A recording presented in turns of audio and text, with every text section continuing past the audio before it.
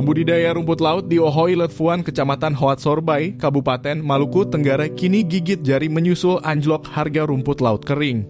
Per kilo hanya dihargai Rp11.000, turun jauh dari harga sebelumnya sebesar Rp36.000 per kilo. Sekarang harganya Rp11.000, ucap Patrick Revo via pesan singkat WhatsApp kepada jurnalis tribunambon.com Selasa 3 Oktober 2023. Dijelaskan harga per September 2023 Rp16.000 dan kembali turun menjadi Rp11.000 di pekan ini.